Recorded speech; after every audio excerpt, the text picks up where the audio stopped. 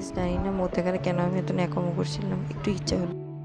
আমি completely ready যাওয়ার জন্য।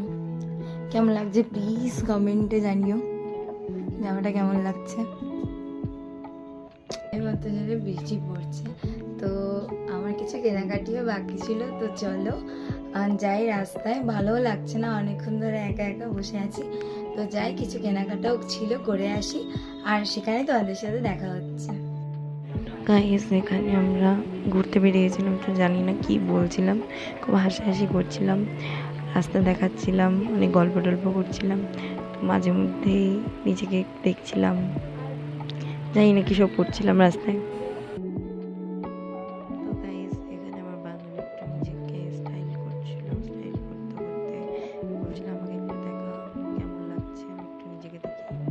তারপরে আমি এই জুতো নিয়ে বলছিলাম আমার জুতোটা ভালো লাগছে না, এসব বলছিলাম। তারপরে রাস্তায় বৃষ্টি পড়ছিল প্রচুর জোরে জোরে, সেটা নিয়ে অনেকক্ষণ কথা বলছিলাম। তারপরে আমাকেও একটু দেখালো,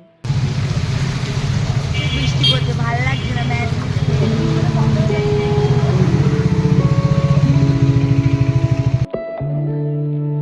তো গাইস ফাইনালি আমি দোকানে গিয়েছি আমার এক্স্যাক্ট যেগুলো জিনিস লাগবে সেগুলো কেনার জন্য।